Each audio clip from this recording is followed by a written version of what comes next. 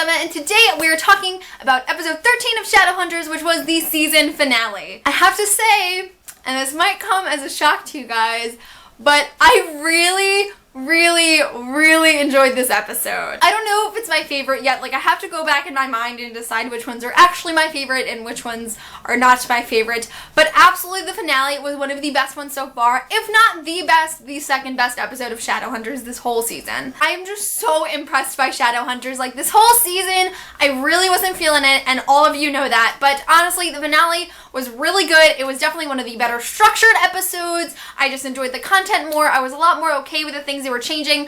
I'm really blown away and impressed by this episode. So I'm glad I had at least one of these like mind-blowing, really great episodes this season. I was going back and I was rewatching the episodes like I always do, and I was thinking like, oh, like I could nitpick at these things, but honestly, like, the episode was so overall good that I didn't need to nitpick. When it's the bad episodes, I feel the need to nitpick and say what they're doing wrong, but everything that I didn't like about this episode is super minimal, and it's like, I didn't really like the way they did this, but I'm totally okay with it. So I think all around, I really enjoyed this episode, and I probably have the least negative things to say about it so far. I can only hope that this is what's in store for season 2. Like, I just want to chuck all the first 12 episodes out of here and just have episode 13 and just have that kind of essence replicated over season 2, and I think I will enjoy the next season so much better if this is the kind of content we're gonna see. That's really it for the non-spoiler section. I'm gonna be talking more about the content of the episodes. If you haven't watched it yet, or you don't want to get spoiled, bye! One thing I had mentioned in my episode 12 review is that I really like the dynamic of Clary and Jace as siblings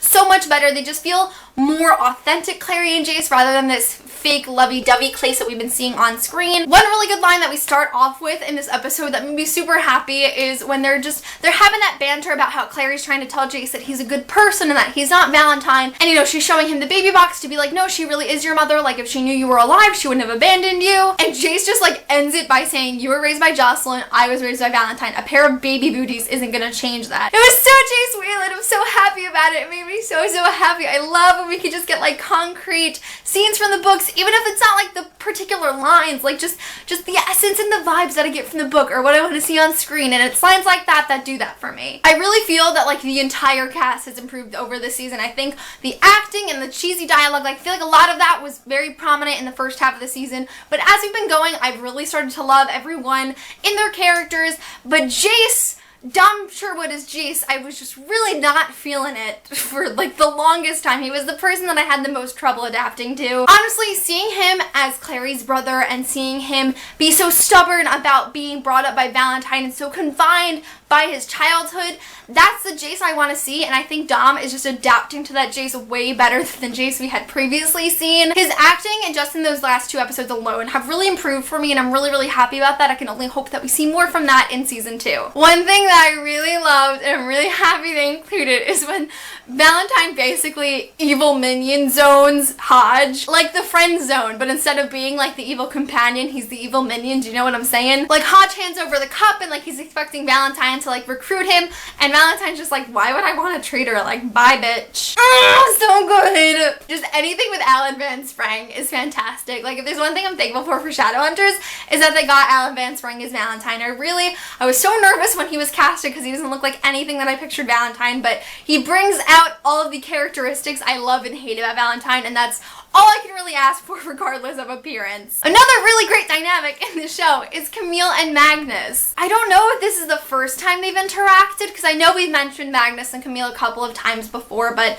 if this isn't the first time, it's the first time that we really see them one-on-one interacting, and I just feel like it was so authentic. Camille's trying to bring up old memories, and Magnus is like, no, like, that was a century ago, you broke my heart, like, I'm over this, like, I'm not dealing with this right now. It's so evident in the show. I'm really excited to see more from them. Like, Magnus is another one that I haven't totally warmed up to yet, but I like the way that he's dealing with Camille, and I think it's going to prove to be really interesting in season 2. One thing I also like that wasn't in the books is that Camille kisses Magnus in front of Alec. One thing I'm like a little confused on is that she's walking around Magnus and kind of just like sizing up the situation. Like, she smells angel blood when she's behind him, so I don't know if she was smelling it on him or if she was smelling it because Alec was walking in.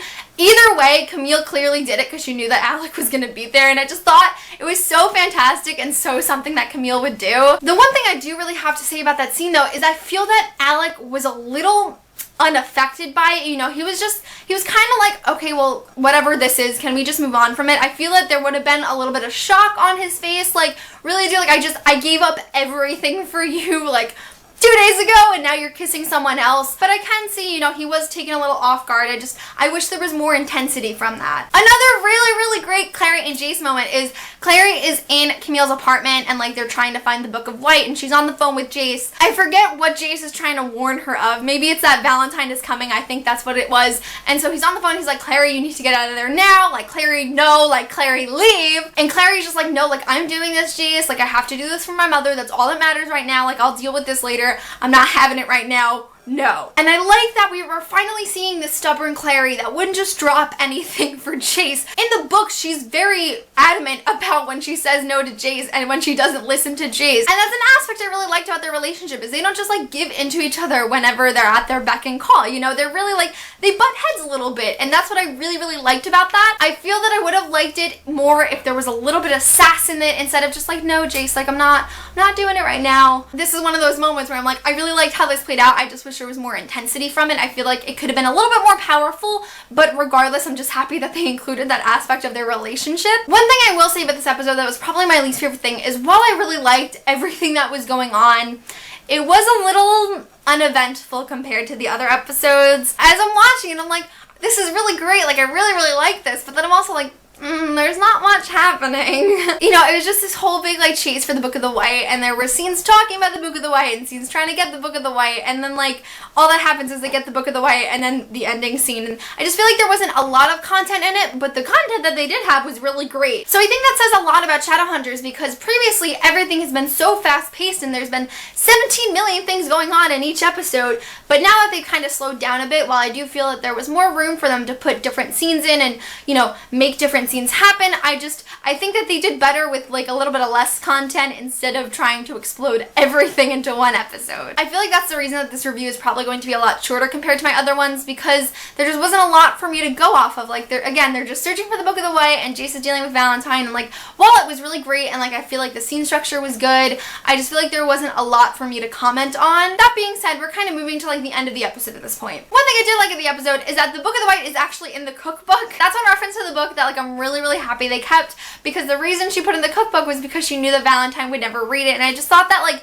them including that aspect just, oh, I'm so happy when they include little things like that. And so Camille leaves and Valentine comes in after they have the Book of the White, and they're kind of having a confrontation. Like, there's no fight. Christine said this in her review, and she said how like everyone was just kind of rounded up really easily, and she thought that there would have been more of a fight to it, and I totally agree with that now that I'm thinking of it. I hadn't really noticed that when I was watching, but you know, having her talk about like how like none of them would be captured so easily, I just feel like them having a big fight scene at the very end of the episode would have made a big impact, and they probably could have cut out a few of the things they did earlier that didn't really have a lot of content to make up for a big fight scene later. So I feel like that would have made a really good contribution to the show. I guess I just didn't realize in the few times I watched it that they were kind of rounded up really easily, and you know, as Shadowhunters, I feel that there would have been more of a fight. So thanks, Christine. So I had heard about this new plot twist at the very beginning of the season, and let me tell you, I have been dreading it for the past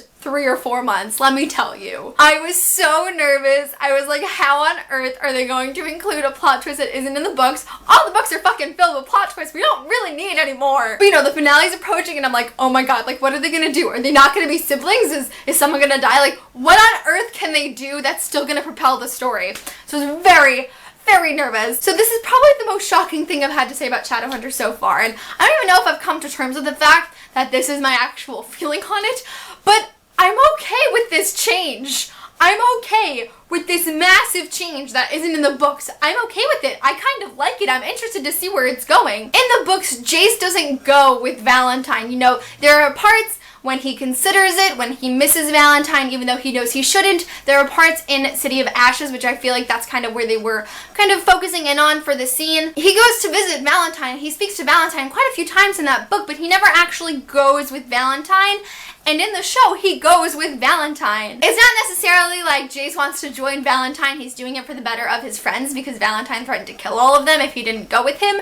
But I just think it makes so much sense. And like, I'm so happy with this giant plot twist. It could have been so bad, but it was actually really good. Valentine being Jace's father has such an impact on him, and he doesn't want to like Valentine as his father, but it's the only father he ever really knew. And so, I don't know, I just think it made so much sense that like if Valentine gave him the choice, he wouldn't stand there and fight and try and fight him. He actually would go with Valentine. I don't understand how I'm happy with this, but I'm so happy that I'm happy with it. I think it sets up a really, really interesting point for season 2, because now we don't have Jace there, and they're kind of have to figure out how to get Jace back and then how to defeat Valentine.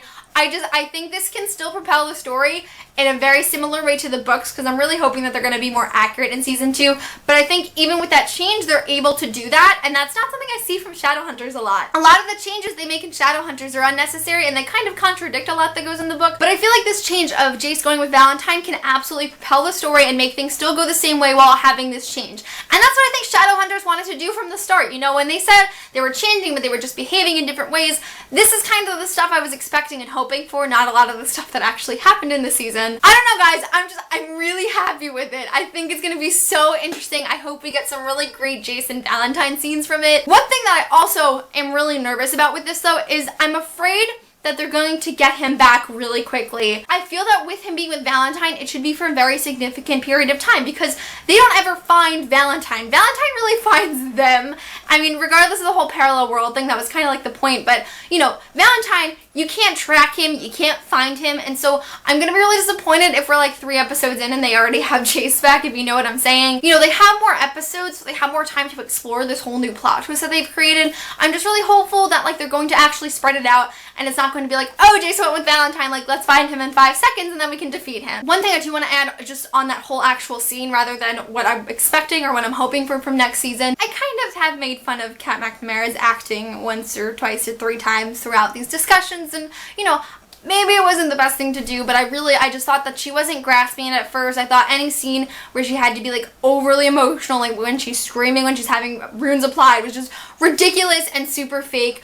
But one thing I want to say is that at the end of this episode, when she's being like clutched by, I think it's either Alec or Luke, someone is holding her back from running after Jace. I think it's Alec, because he talks about her going into limbo in the portal. But she just kind of like crashes against him, and she's like holding her face, and she's just breaking down, and it was so realistic. And in that moment, I'm just like, I am so proud of you, Kat. Like, you've done such a great job. You've grown so much since the first episode, and I'm really hopeful that we're gonna see more from her. I really do love Kat as Clary. I just want to see more, and I'm starting to see more, so that makes me really, really happy. I just had to mention it because I was just super happy with that display of emotion, and I think that if this was something that happened in the books where Jace actually went with Valentine, if I was reading it and that was how the story originally went, that's probably exactly how I would see Clary crying against Alec in this moment, and so that's something that's really important to me in this adaptation. The last thing I want to talk about for the season finale is that Jocelyn wakes up. Now, I knew that they were going to wake her up in the end of the episode. Clearly, they have the Book of the White. There's nothing stopping them now. But this ending is a little changed, because in City of Glass, when Jocelyn does wake up, Clary's immediate reaction isn't to hug her and cry.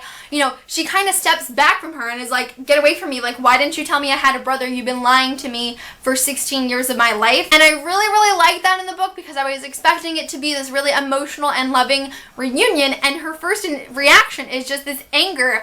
And it was also really important because she has been like that for the past however many months of her trying to wake her mom up. She's been really upset and crying and wanting her, and then she gets there and it like snaps into place that Jocelyn was in the wrong and literally lied to her for her entire life. And so I just thought that was so interesting. In the books, in the show, she kind of just wakes up and they have a nice happy reunion. I understand why they did it, and I did hear from a couple of people on Twitter, I'm not sure how true this is, but I heard that someone said that Ed Dector said that Clary would get mad at Jocelyn later in the season, or in season 2. I just really want it in the show because Clary and Jocelyn have a very interesting dynamic. Like, they really go at it when they're fighting. I don't know if you've read some of the fight scenes in these books, but they're fucking savage. And so I really wish we had just seen that at the end of the episode, but I understand why they changed it. You know, we were in like the last like 7 minutes of the episode, and Jace had just gotten taken away, and like her mother wakes up. I understand why they made the change. I just really wish that they had waited until like maybe mid-season, season 2, for her to wake up, so we had time to, you know, go through that whole Clary being really angry and then them reconciling and Jocelyn telling Clary the whole tale of absolutely everything that happened. So that's really it for my discussion on episode 13 of Shadowhunters. I'm really happy I'm ending this season on a good note. I really was not a fan of the show for the first 11, 12 episodes, but episode 13 really brought it up for me. Going into season 2, I don't want to say too much because we have really zero information on it other than it's going to be 20 episodes. Anything where I'm talking about season 2, it's always going to start with I can only hope, because I don't know what they're going to do with it. You know, this is new for everyone. You know, they had the pilot where they tried it and it didn't work for me, but maybe them seeing the fans' reaction, they'll want to do things better that will make me like it better. I don't know. I'm at the point of hoping. I don't know if it's necessarily positively hoping. It's kind of like indifferent hoping where I'm just like, this is all I can do is just hope they're going to do this right. So going into season 2, I'm hopeful that they're going to get back on track with the books, and while they have to make changes and they're going to make changes, I hope they're not dramatic and gigantic and unnecessary like a lot of the changes in season 1 were. I hope that we see more of the City of Ashes plotline where Valentine is killing the Downworlders and he goes into the City of Bones to get the Mortal Sword. Basically, I want a lot of City of Ashes and I kind of want some of City of Fallen Angels. Normally I'd want them to do a normal progression, but I feel like the way they've set it up, it would be a really great place to incorporate the plotline from City of Fallen Angels and then do City of Glass and maybe, I don't really know where I'm going with this. We'll leave that up to the writers and just pray that they do it correctly. I'm just leaving it off at I'm happy they get a season 2 because this gives them a chance to fix things, and I can only be hopeful that they're gonna fix them. Because if they don't fix them and we go through a second rendition of season 1, I really don't know how well it's gonna do, and I don't know if I'll finish this series when it's over. That is it for my review on episode 12 of Shadowhunters. Please let me know your thoughts, whether it's on this specific episode or the season as a whole or anything you are thinking about season 2. I would really, really love to know. I am definitely planning on doing season 2 discussions when the time comes. God knows it has been a pain in my ass to post these every single week, but I always have so much fun filming them and discussing them with you guys, so it's definitely worth it in the end. So you can definitely expect some Shadowhunter season 2 reviews coming in the next year. I think it's 2017 it starts, so I'm definitely planning on doing that. So that is it for this video. Thank you guys so much for watching, and I will see you soon for a new one. Bye!